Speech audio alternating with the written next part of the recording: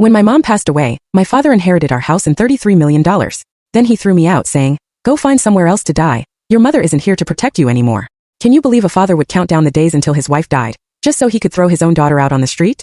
3 days after my mother's funeral, he stood in her favorite room, holding her will like a winning lottery ticket.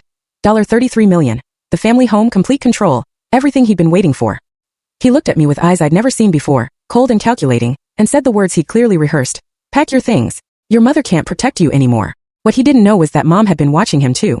For 2 years, she documented every cruelty, every stolen credit, every betrayal. While he counted days until her death, she was building something extraordinary. A legal trap that would destroy him at the exact moment he thought he'd won everything. Hello everyone. I'm Olivia Henderson, 32 years old. And today I'm sharing how 8 years of humiliation ended with my father losing his empire in front of 300 witnesses. All because he couldn't hide his true nature for just 30 more days. For 8 years, I'd been the ghost architect of Henderson Development Corporation. My father, Richard, was the CEO, the face on magazine covers, the man who accepted awards for innovative design vision. I was the permanent intern with an MIT degree, drawing blueprints at 3 o'clock in the morning while he took credit at 9 a.m. board meetings. Family businesses need to teach patience before leadership. My mother, Eleanor, would intervene gently. Richard, she designed the entire Metro Plaza complex. Perhaps some recognition. Recognition is earned through years of proving yourself. He'd cut her off. Not handed out like participation trophies.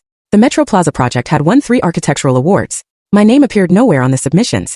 The email he'd sent me that week still burns in my memory. "Don't sign the drawings. You're not at that level yet. This is for your own professional development." My salary? $45,000 a year, while the industry average for someone with my experience was $120,000. But I stayed for my mother, for the family peace she desperately tried to maintain. Then came March 2024.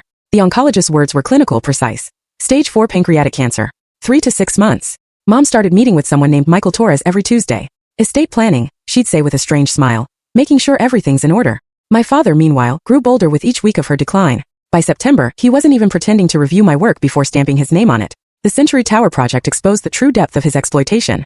$500 million worth of mixed-use development. 47 floors of revolutionary sustainable design. I'd spent 14 months perfecting every detail, creating something that would redefine Boston's skyline.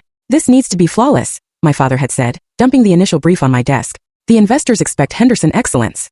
I delivered beyond excellence. The environmental systems alone would save 30% on energy costs. The public spaces created community connections that urban planners would study for decades. Every floor plan maximized both efficiency and human comfort. Yet, when the preliminary designs went to the investors, the cover letter read, "I'm pleased to present my vision for Century Tower. Richard Henderson." "It's just business protocol," my mother said weakly from her bed when I showed her. She'd lost 40 pounds by then. "Your time will come, sweetheart."